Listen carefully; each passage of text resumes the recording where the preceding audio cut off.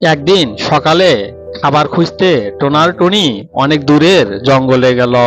যাওয়ার আগে তাদের আদরের ছানা টিঙ্কুকে বলল, বাবা টিঙ্কু, আমরা খাবার খোঁজার জন্য যাচ্ছি। খুব তাড়াতাড়ি ফিরে আসবো। আমরা না আসা পর্যন্ত তুমি কোথাও যাবে না, এখানেই থাকবে।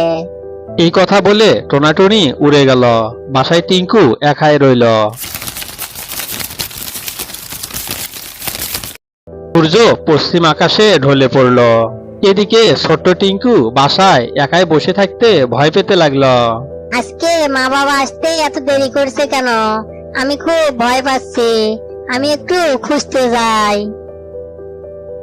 টিঙ্কু ধীরে ধীরে জঙ্গলের পথে হাঁটতে লাগলো।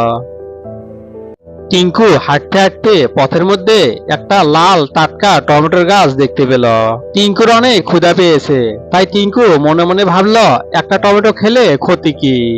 এই বলে টিঙ্কু টমেটো গাছটি ধরতে গেল, আর অমনি একটা দৈত্য বেরিয়ে আসলো। এটা আমার জাদুর ফাঁদ। ছোট্ট ছানা, তুমি আমার ফাঁদে পড়ে গেছো। তোমাকে আমি জাদুর গাছ বানিয়ে দেবো।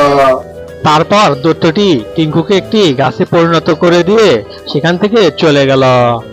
এদিকে টিঙ্কু কাঁদতে লাগলো, মা আমাকে বাঁচাও, বাবা আমাকে বাঁচাও। এদিকে টোনা আর টুনি বাসায় ফিরে আসলো। এসে দেখে টিঙ্কু নাই, বাসা ফাঁকা। তারা খুব চিন্তায় পড়ে গেল। ওরা দুজনে টিঙ্কুকে খোঁজার জন্য বেরিয়ে পড়ল। অনেক খোঁজাখুঁজির পর তারা একটি ছোট অদ্ভুত গাছের কাছে একটি শব্দ শুনতে পেল। গাছ থেকে একটি শব্দ বের হচ্ছে।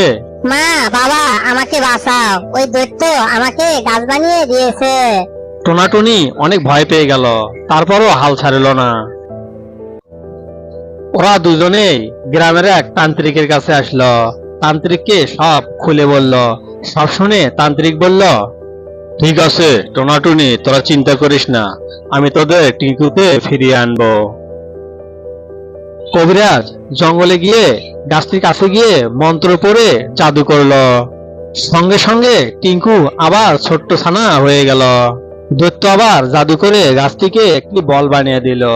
বলটি পেয়ে টিঙ্কু খুব খুশি হয়ে গেল। টোনা আর টিঙ্কু বলটি সারাদিন ধরে খেললো। বন্ধুরা, গল্পটি কেমন লাগলো কমেন্ট করে অবশ্যই জানাবে। আর নতুন বন্ধুরা অবশ্যই চ্যানেলটিকে সাবস্ক্রাইব করে দিবে। অনেকদিন আগের কথা, নদীর ধারের শান্ত জঙ্গলের এক বুড়ো বটগাছের মগডালে ছিল টোনা আর টুনি। আর ছিল টোনাটুনির আদরের ছোট্ট পাখি টিঙ্কু। টিঙ্কু খুবই বুদ্ধিমান ছিল, তাই সবেমাত্র উড়তে শিখেছে। দূর থেকে প্রতিদিন একটি শকুন ওদের বাসার উপর নজর রাখত, আর মনে মনে ভাবত একদিন সুযোগ পেলেই এই টুনির ছানাকে খেয়ে ফেলবো। একদিন সকালবেলা টোনার টুনি খাবারের খোঁজে অনেক দূরে চলে গেল।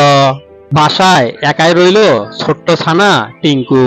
সুযোগ পেয়ে শকুনটি টিঙ্কুর কাছে এসে মিষ্টি গলায় বলল, এই যে ছোট পাখি, ভয় পাস না, আমি তোকে মজার খাবার দেখাতে নিয়ে যাব, চল আমার সাথে।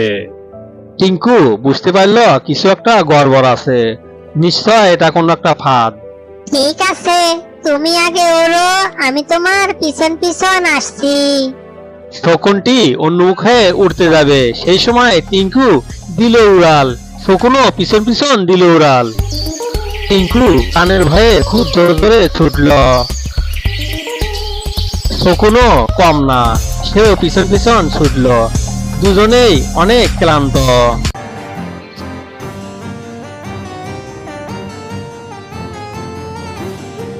ছানাটি উড়তে উড়তে অনেক ক্লান্ত হয়ে একটি গাছের মগডালে বসে পড়ল। শকুনটি চুপি চুপি পিছন পাশে এসে টুনির ছানাকে পায়ের নিচে ধরে ফেলল। বন্ধুরা, আমার অনেক কষ্ট হচ্ছে। আমার কষ্ট দেখে কেউ লাইক সাবস্ক্রাইব কমেন্ট করে না। বন্ধুরা, আজকের গল্পটি কেমন লাগলো তা কমেন্ট করে জানিয়ে দিবে। ধন্যবাদ।